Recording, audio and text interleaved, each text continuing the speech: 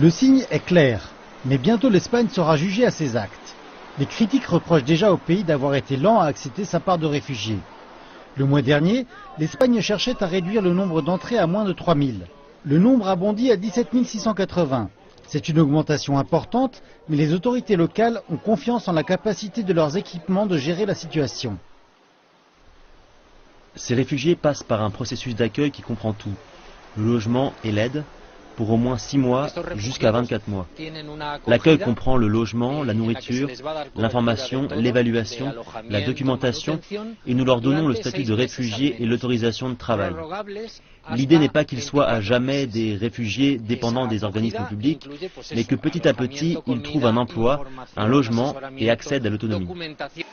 D'autres façons d'aider prennent la forme de cantines d'accueil qui procurent des plats chauds. Des cours de langue, de l'aide psychologique et d'autres formes d'aide sont aussi proposées. L'Espagne émerge cependant tout juste d'une crise économique suite à 7 ans de récession. Mais le chômage demeure obstinément élevé, à 22%. Malgré cela, il semble que l'opinion publique appuie généralement les efforts pour accepter un plus grand nombre de réfugiés. Nous assistons à un sentiment dans la population que nous ne connaissions pas. Apparemment, la crise humanitaire de l'été et l'attention des médias à l'arrivée des réfugiés ont ému les cœurs dans la population. Et nous avons reçu des offres d'aide spontanée de la part de la population, quelquefois davantage même que nous ne pouvons gérer. La vérité est que cela n'est jamais arrivé auparavant. Mais il y a des inquiétudes que cette attitude puisse rapidement changer une fois que les réfugiés arriveront et que les sentiments de la population se tasseront.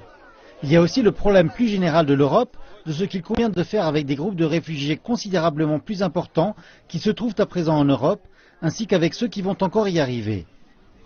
Eh bien, ce à quoi nous assistons, c'est à l'arrivée de 500 000 personnes par la Méditerranée et nous avons près de 3 000 morts. Donc les chiffres sont vraiment énormes et nous devons y répondre. Mais d'après nous, la réponse n'est pas aussi rapide qu'elle devrait l'être. Donc le mécanisme en Europe est en cours, mais il n'est pas aussi rapide qu'il devrait l'être. Pendant ce temps, l'Espagne se prépare à ouvrir ses portes, au moins partiellement. C'est seulement à ce moment-là qu'on pourra juger si le pays accueille vraiment les réfugiés.